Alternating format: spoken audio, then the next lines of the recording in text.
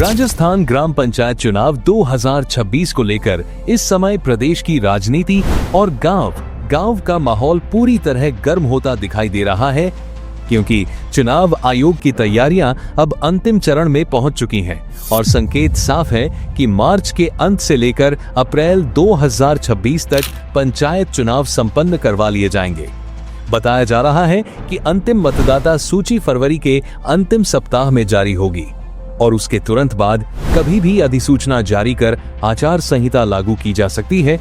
जो इस बार पहले की तरह लंबी न होकर लगभग 30 से 40 दिनों के भीतर ही चुनाव प्रक्रिया पूरी करने की दिशा में रखी जाएगी। सबसे बड़ी राहत की बात यह है कि इस बार चुनाव लड़ने के लिए शैक्षणिक योग्यता की बाध्यता नहीं रहेगी, यानी 10वीं या 12वीं पास होना अनिवार्य नहीं होगा। अनपढ़ व्यक्ति भी पंच या सरपंच का चुनाव लड़ सकेगा,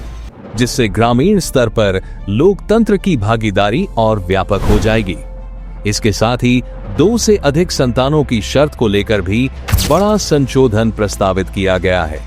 और संकेत मिल रहे हैं कि प्रत्याशी के बच्चों की संख्या को लेकर पहले जो प्रतिबंध चर्चा में थे, उन्हें हटाने की दिशा में सरकार आगे बढ़ चुकी है, यानी अब अधिक संतानों वाले उम्मीदवार भी चुनाव मैदान में उतर सकेंगे, जिससे कई ऐसे लोगों को मौका मिलेगा जो पहले नियमों के कारण वंचित रह जाते थे। पंचायत चुनाव में इस बार बैलेट पेपर से मतदान की तैयारी की जा रही है, जहां पंच का मतपत्र अलग रंग में और सरपंच का अलग रंग में होगा। उम्मीदवारों की संख्या के अनुसार मतपत्र की लंबाई और कॉलम तय होंगे तथा नोटा का विकल्प भी शामिल रहेगा। हालांकि बैलेट पेपर से मतदान होने के कारण मतगणना में अधिक समय लग सकता है और परिणाम देर रात तक आने की संभावना रहेगी।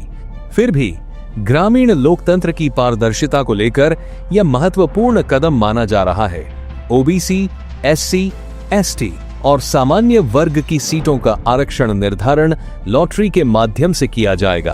और आरक्षण सूची जारी होते ही गांव-गांव में चुनावी समीकरण बदलते नजर आएंगे। सुप्रीम कोर्ट द्वारा परिसीमन से जुड़ी याचिकाओं को खारिज किए जाने के बाद अब चुनाव आरक्षण सूची कहा थी हमारी के सीटों के बाद डब्लू बाद किस्तरी का आरक्षण सूची प्रक्रिया में कोई बड़ी कानूनी अड़चन शेष नहीं मानी जा रही,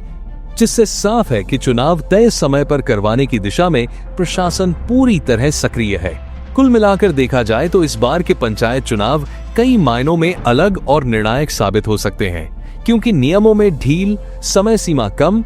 बैलेट पेपर वापसी और व्यापक पात्रता के कारण उम्मीदवारों की संख्या बढ़ने की पूरी संभावना है। और यही कारण है कि ग्रामीण राजनीति में इस समय उत्साह, रणनीति और उम्मीद तीनों साथ साथ दिखाई दे रहे हैं।